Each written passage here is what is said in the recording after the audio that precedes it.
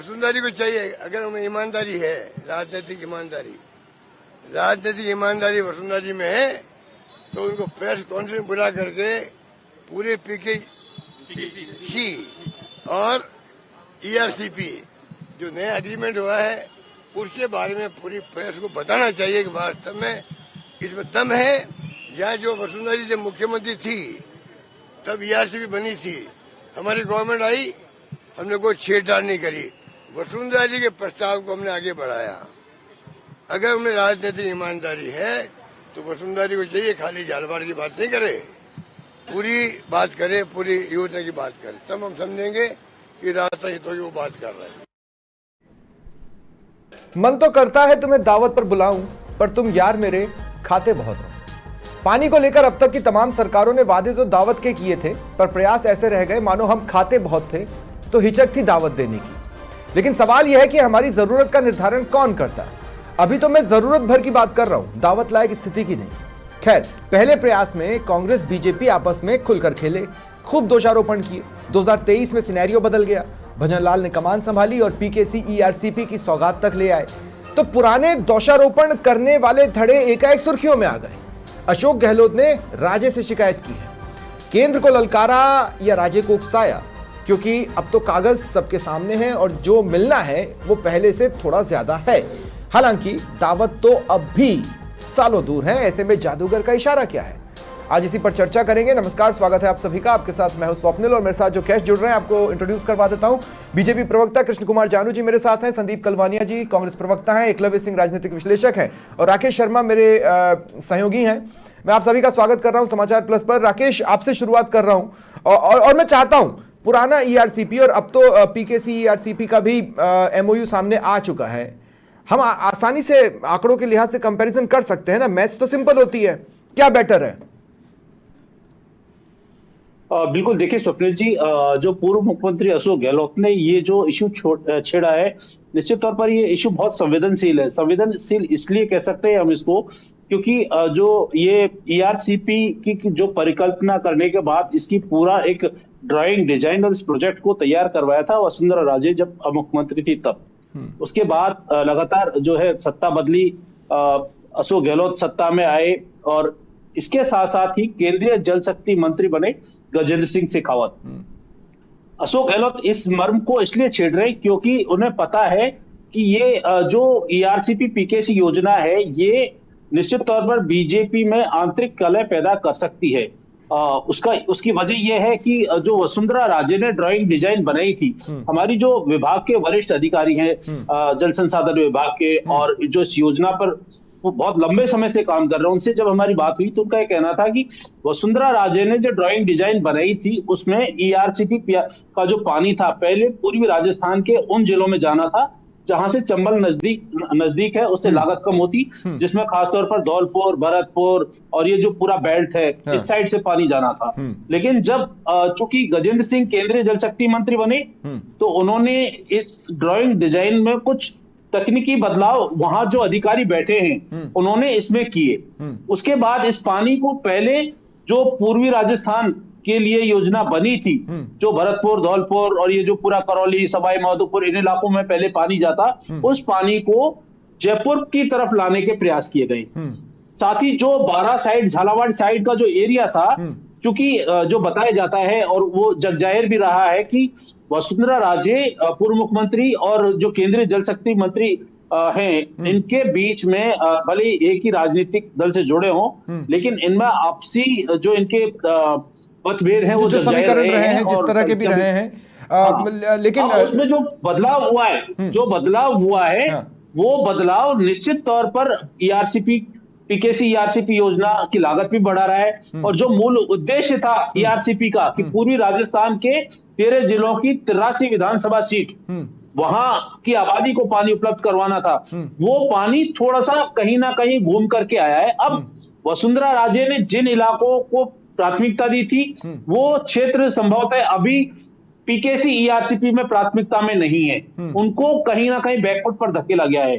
तो अशोक गहलोत जो वसुंधरा राजे और गजेंद्र सिंह शेखावत के बीच की जो नहीं राजनीतिक नहीं 2 सेकंड कक्षियां हैं, राकेश, मैं समझना चाह रहा हूं, मुझे थोड़ा सा समझाइए। आप ये कह रहे हैं कि पहले जो जिले थे उनसे जिलों की संख्या बढ़ गई है और चरण दर चरण जो पानी आना है वो हो सकता है कि पहले उन जिलों में ना जाए जो ईआरसीपी के तहत थे, लेकिन पीकेसी वाले जिलों में जाएगा। और पानी बढ़ा है कि नहीं बढ़ा है पिछले के हिसाब से? देखिए बिल्कुल, जो अभी एमओयू हुआ है, नए एमओयू के हिसाब से राजस्थान को पिछली बार की तुलना में ज्यादा पानी मिलेगा। और ये पानी इसलिए ज्यादा मिलेगा क्योंकि इसमें जो इस समझौते के तहत खासतौर पर जो अभी आंकड़े जारी किए हैं केंद्रीय जल शक्ति मंत्रालय ने, चाहे वो औद्योगिक कार्य के लिए हो, पीने के लिए हो या सिंचाई के लिए हो, इनके आंकड़ों के अनुसार पिछली जो ईआरसीपी की योजना थी उससे ज्यादा पानी राजस्थान के हिस्से में आ रहा है। लेकिन ये जो पानी आएगा, अब जब ये योजना धरातल पर आएगी तो ये क्षेत्र वही है, जिले चूंकि पहले जो भूभाग था इन जिलों का, इन्हीं में से नए जिले बनाए गए थे, तो वो संख्या 21 से 22 हो गई थी नए जिलों, लेकिन 9 जिले अब समाप्त किए गए हैं, तो वो जिलों की संख्या अब पहले की तुलना में कम हुई है, तो क्षेत्रफल वही है। ठीक है, ठीक है। तो मैं संदीप जी आपके पास आ रहा हूं।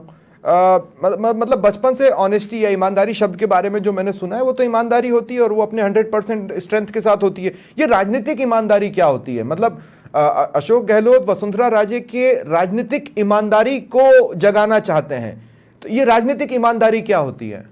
देखिए, उनका जो आज वक्तव्य था वो स्पष्ट था, वो जनता के लिए था। उन्होंने ये कहा है गहलोत साहब ने कि आप ये बता दें जनता के सामने, जो आप ईआरसीपी जो बना रहे हो पीकेसी के नाम से, जो नहीं लेके आए हो, जिसका पार्वती काली सिंध चंबल नहर परियोजना का जो है, जो पूर्वी राजस्थान नहर परियोजना का जो उन्होंने जोड़ा है, उसका नया नाम दिया है पीकेसी का। तो उसमें उनका स्पष्ट ये कहना है कि आप विपक्ष में बैठे हो, आप 2 बार के मुख्यमंत्री रहे हो, आप क्यों नहीं आपकी जो पार्टी की जो सत्ता की जो आपकी जो सच्चाई वो सामने लेके आए। राजीव विपक्ष में नहीं बैठी है। कहना था कि आप जनता को गुमराह नहीं करें। राजीव विपक्ष में नहीं बैठी है। ईमानदारी का कहने का मतलब ये है कि आप जनता के सामने जो वास्तविकता है ईआरसीपी के मुद्दे को लेकर वो सामने लेके आए। आप इसमें पार्टी पक्ष और विपक्ष और सत्ता। 2 मिनट संदीप भाई 2 मिनट सुनिए मेरी बात सुनिए। संदीप भाई मेरी बात सुनिए, मैं आपसे ये कह रहा हूं कि पीकेसी ईआरसीपी वाला जो कार्यक्रम हुआ था उसके बाद वसुंधरा राजे ने अपनी फीलिंग बता दी खुलकर, पोस्ट वही ट्विटर के जरिए, वही फेसबुक के जरिए। उन्होंने प्रधानमंत्री को भी धन्यवाद दे दिया, उन्होंने भजन लाल की भी तारीफ कर दी थी उसी दिन। अब कौन सी राजनीतिक ईमानदारी? अगर पानी ज्यादा आ रहा है जो कि एमओयू में लिखा है, तो ईमानदारी आप बढ़ती है ना। आप किनसे ईमानदारी के लिए बोल रहे हैं? स्वप्निल जी 1 मिनट आप बोलने दें। आप वो बात ठीक है, जब इन्होंने ईआरसी पे जो एमओयू किया था एमपी से और यहाँ राजस्थान के बीच में हुआ था, वो बिल्कुल इनका ये कहना था कि हम पानी उपलब्ध कराएंगे राजस्थान में जिन जिलों में पेयजल की व्यवस्था नहीं है। 21 जिले इन्होंने जोड़े थे, झालावाड़, बारां, कोटा, सवाई माधोपुर, गंगापुर सिटी। तो उन्होंने एक पार्टी की तरफ से, एक राजस्थान के पूर्व मुख्यमंत्री होने के नाते उन्होंने एक अपने आला कमान को, पार्टी नेतृत्व को उन्होंने धन्यवाद दिया था। मगर आज स्थिति यह है कि जो एमओयू हो गया, आप पानी लाने की बात कर रहे हैं, आज स्थिति जस की तस है। आपने एमओयू पढ़ा? किसी को मिल नहीं रहा। आपने एमओयू पढ़ा? तो इस वजह से हमारा ये कहना है कि आपने एमओयू पढ़ा? से तो बताएं तो सही ना, आपने एमओयू पढ़ा? कब तक उपलब्ध करा पाएंगे? आप एमओयू कर रहे हैं भाई, आपने एमओयू पढ़ा क्या? को बता रहे हैं भाई हमने ये कर दिया। आप अशोक गहलोत जी आज पीकेसी ईआरसीपी ढंग से बोल नहीं पा रहे थे, मुझे लगता है कि एमओयू पढ़ा है क्या उन्होंने? एमओयू आपने पढ़ा है क्या? मैं ये कह रहा हूं कि आज जो एमओयू है जो हुआ है उसमें 7-8 साल तक तो पानी मिलने की कोई उम्मीद ही नहीं है राजस्थान को। आज पानी की आज व्यवस्था होनी चाहिए राजस्थान में, इस वजह से पूरा हाहाकार मच रहा है। आप देखें पूरे राजस्थान में आज पेयजल। अच्छा, आप ये कह रहे थे कि पीकेसी ईआरसीपी को ये करते कि योजना आती और पीछे पीछे पानी आ जाता। आप मुद्दे की बात, आप बात तो बताने दें। आप रुके, आपकी बात का मैं जवाब दूंगा। आज पानी की व्यवस्था बहुत जरूरी है। आज अफसर इनकी सुन नहीं रहे। अप्रैल का महीना चल रहा है, अभी मई, जून और जुलाई 3 महीने राजस्थान की जनता को फेस करना है। तो हमारा ये कहना है कि आप ईमानदारी से बताएं तो सही ना, पानी कब तक आएगा? आप कह रहे हैं वाह वाह, ये शब्द नहीं थे ना अशोक गहलोत के। अशोक गहलोत की समझ आपसे और मेरे से बहुत आगे की है, इसलिए तो डिबेट बुलानी पड़ जाती है। संदीप भाई 8-9 साल संदीप भाई 2 मिनट सुनिए मेरी बात सुनिए। संदीप भाई मेरी बात सुनिए, अशोक गहलोत जी की समझ आपके और मेरे से बहुत आगे की है, इसीलिए तो वो जब कुछ कह देते हैं तो डिबेट बुलानी पड़ती है। ये बात आप समझिए मेरी बात को, वो उन्होंने ऐसे ही नहीं कह दिया है ना। उनका मकसद कुछ या तो राजे को उकसाना था या कुछ और था, ईआरसीपी तो नहीं था। उकसाना उकसाना बिल्कुल भी नहीं था। जो जनता के सामने जो पानी का जो मुद्दा जो उन्होंने उठाया था, उन्होंने एक सिर्फ झालावाड़ उन्होंने की जल जनता जीवन के मिशन लिए का मुद्दा उठाया था। तो अब क्या अशोक गहलोत राजनीतिक हाँ, ईमानदारी बरतते हुए बताएंगे जल जीवन मिशन में उनके टेन्योर में घोटाला हुआ या नहीं? नहीं, हमारे जो जल जीवन मिशन में जो घोटाले की जो बात आई है, आज तक कोई घोटाला उजागर हो ही नहीं पाया। ठीक जो है। हमने जो काम किया वो लगातार वो जनता के पानी ठीक है, अब बीजेपी प्रवक्ता की बारी है। कृष्ण कुमार जानू जी, ठीक है, कृष्ण कुमार जानू जी, चैलेंज दिया गया है आपकी पार्टी के एक चेहरे को जो कि पूर्व में सीएम रह चुकी हैं कि अगर आप में जमीर है तो उसे जगाइए, अगर आप में ईमानदारी है तो उसे जगाइए और बताइए कि साहब जो आपने ईआरसीपी छोड़ा था उससे ये पीकेसी बेटर है या नहीं है? स्वप्निल जी, हाँ सर। राजस्थान में पानी को लेकर के राजनीति तो लंबे समय से होती रही है, योजनाएं बनती रही हैं, ईआरसीपी का पीकेसी बना, लेकिन पहली बार सरकार के ईमानदार प्रयास नजर आए। जो प्रभावित राज्य हैं और तीनों पक्ष हैं, उनके बीच स्टेप बाय स्टेप सारी प्रक्रिया के एमओयू का हस्तांतरण, राज्य के प्रयास ईमानदार नहीं थे। राज्य जी के समय जो काम हुआ उसके बाद जो होना चाहिए था वो गहलोत जी को अवसर मिला तो लटक गया, अटक गया, भटक गया। और उसके भी अपने राजनीतिक पहलू थे। जिस राजनीतिक ईमानदारी की बात अशोक गहलोत करते हैं वो राजनीतिक ईमानदारी नहीं, वो राजनीतिक बेईमानी थी, क्योंकि उस समय जल शक्ति मंत्री गजेंद्र सिंह जी शेखावत थे जिन्होंने गहलोत के बेटे को हराया था। और राजस्थान में पानी के नियोजन की योजना में उनकी भूमिका नहीं हो, इसलिए उस काम को लटकाया, अटकाया, भटकाया गया। बहुत प्रयास करने के बाद भी राजस्थान ने, केंद्र के अधिकारी जब यहां बैठक करने आए तो भी जल शक्ति मंत्री नहीं गए, चीफ सेक्रेटरी नहीं गए और एसीएस जल नहीं गए। जो हुआ वो सबके सामने है, सब बातें ऑन नोट शीट हैं। मैं तो अशोक जी गहलोत से एक बात ईमानदारी से पूछना चाहता हूं। वसुंधरा जी ने कहा कि जल जीवन मिशन का पानी कागजों में नहीं, लोगों के होठों तक पहुंचना चाहिए। ठीक है, विषय था जल जीवन मिशन का। और अशोक जी गहलोत सवाल कर रहे हैं ईआरसीपी का। अंतर विरोध को समझिए। जल जीवन मिशन में अशोक जी गहलोत को भारत सरकार ने 27,000 करोड़ रुपए एक मुश्त दिए थे। कितने खर्च हुए, कितना घोटाला हुआ, जाहिर नहीं हुआ, प्रकट नहीं हुआ, जांच लंबी था, ये प्रक्रिया की बातें हैं। लेकिन लोगों को पता है पर घोटाला अभी साबित भी तो नहीं हुआ है। घोटाला अभी साबित भी तो नहीं हुआ है। अभी तो संशय है कि घोटाला हुआ है या नहीं हुआ है। स्वप्निल जी, हमारे यहाँ जांच की प्रक्रिया है और आप और हम जानते हैं अभी भी बहुत सी ऐसी जांचें लंबित हैं। लाल बहादुर शास्त्री का पोस्टमार्टम नहीं हुआ, सुभाष चंद्र बोस की मौत विमान दुर्घटना में हुई नहीं, क्योंकि जांच चल रही है। ये हमारे देश की विडंबना है। देखिए, अब मैं बताता हूं संशय कहां पर होता है। संशय मतलब पीकेसी ईआरसीपी को लेकर संशय कहां पर होता है। आपको यमुना वाली एक डिबेट याद होगी जिसमें आप और हम बैठे थे।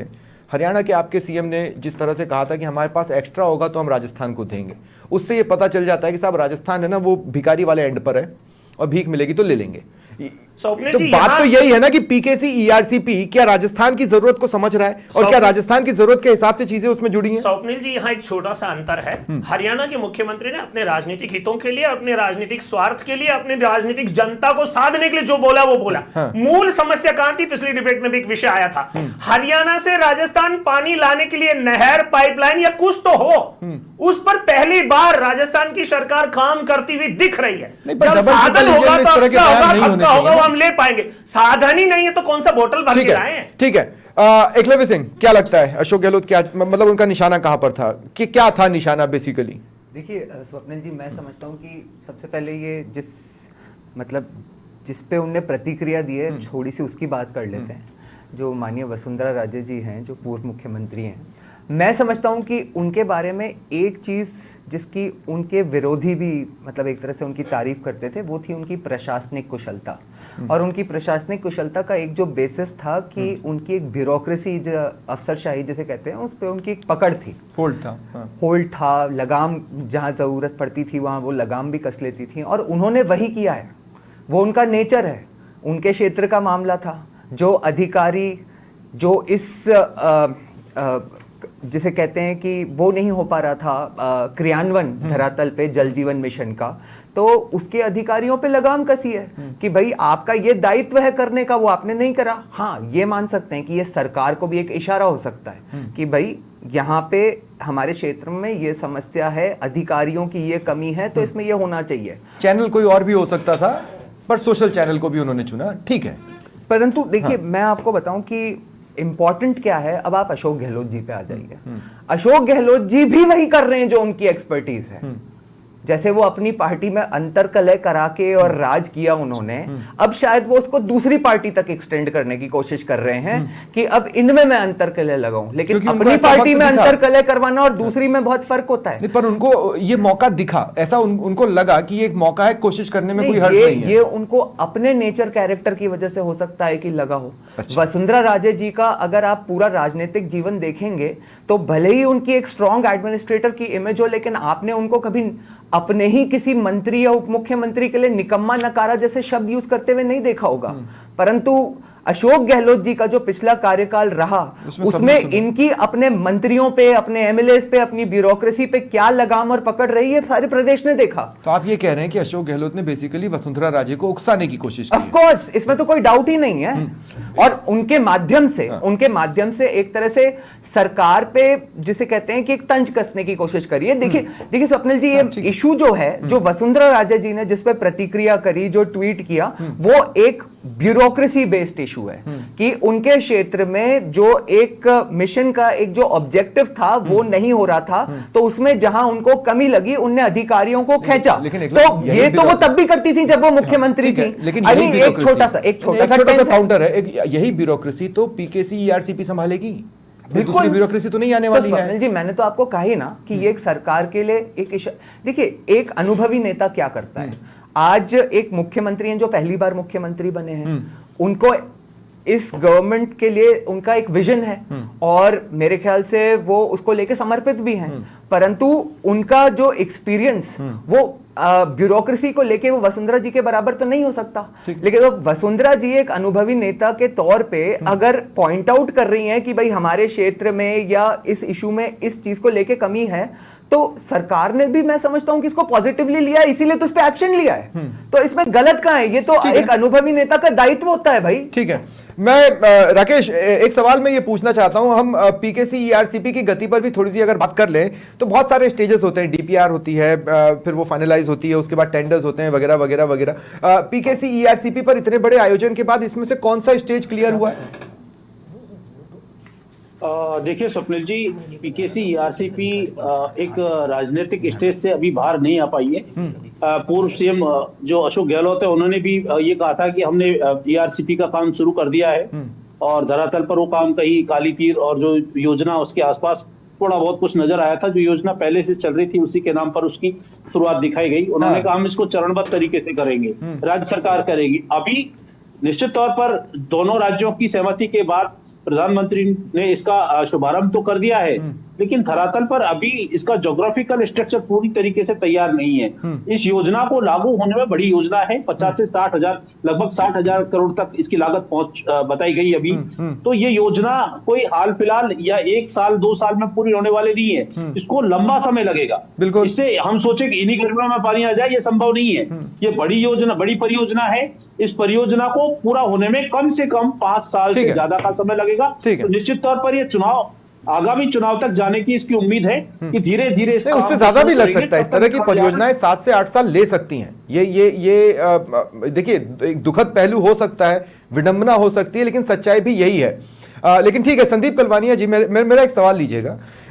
जब गहलोत सरकार थी तब बीजेपी की ओर से ऐसे बयान आते थे जिससे ऐसा लगे कि शायद बीजेपी प्रयास कर रही है कि कांग्रेस टूट तो रही है और तोड़ दें।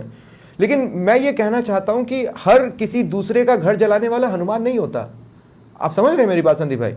तो अगर अशोक गहलोत राजे को उकसाने की कोशिश कर रहे हैं तो वो प्रयास राजनीतिक ईमानदारी की श्रेणी में तो नहीं आता, वो कुटिल राजनीति की श्रेणी में आता है।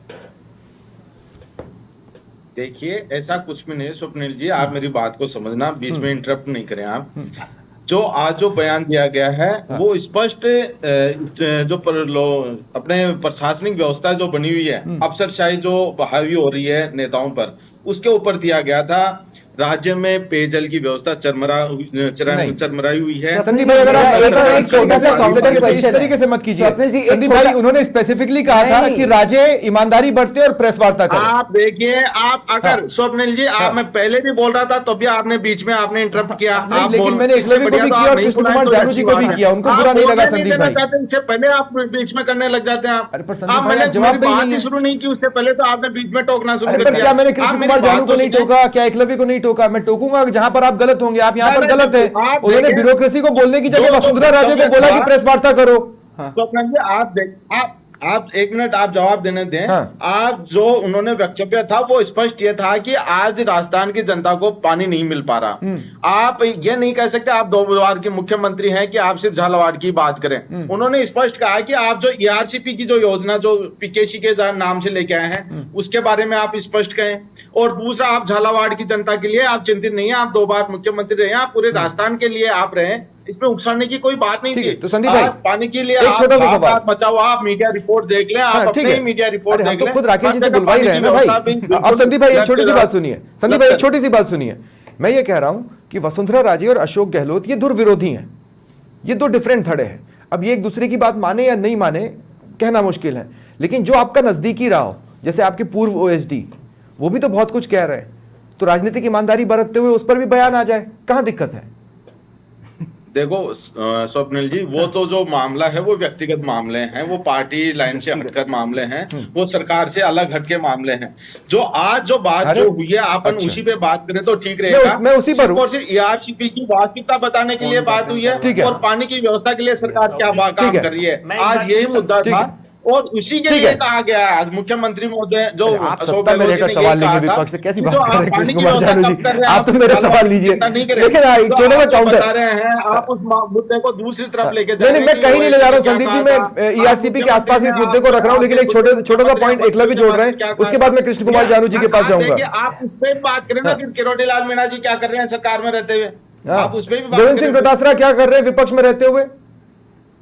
विधानसभा छोड़ हम के जा जहां रहे हैं। पर भी जनता की आवाज उठानी चाहिए वहां पर हम विरोध प्रदर्शन कर रहे हैं। सदन में भी जनता के उठानी साथ चाहिए, वहां तो उठाने किसी के लिए भी गायब हो गए थे वो, तो चाहे आप वो ऐसी बात पानी मत का कीजिए मुद्दा हो, प्लीज। चाहे वो बिजली का देखिए, मुद्दा हो, ठीक है, हाँ, चाहे एक वो मिनट बात मुद्दा कहना हो, चाहता हूं। चाहे पंचायत चुनाव का मुद्दा हो, 2 मिनट चाहे संदीप जी, 2 महंगाई मिनट रुक का जाइए। मुद्दा हो, अब हर मुद्दे पे संदीप जी 2 मिनट रुक जाइए। हाँ, एकलव्य क्या बोल रहे हैं? देखिए, मैं बड़ी एक सिंपल बात पूछ रहा हूं कि किसी क्षेत्र का यदि कोई सांसद है या कोई विधायक है और उसके क्षेत्र में, मैं किसी के लिए भी कह रहा हूं इररिस्पेक्टिव ऑफ पार्टी, अगर उसके क्षेत्र में उनके लोगों को लेके कोई समस्या आती है किसी इशू को, तो उसको क्या करना चाहिए और वो आमतौर पे क्या करता है? यही करता है कि उस इशू से रिलेटेड जो अधिकारी होते हैं उनको वो समन करता है, वो अधिकारी वहां पे आते हैं, उन अधिकारी से क्वेश्चन करता है कि साहब ये काम क्यों नहीं हुआ, और अगर उनका मतलब जवाब होता है वो संतोषजनक नहीं होता है तो वो उस पर अपनी प्रतिक्रिया देता है या अपना क्रोध जाहिर करता है। गहलोत राज में अशोक चांदना ने किया है। एग्जैक्टली, तो यही तो किया है ना।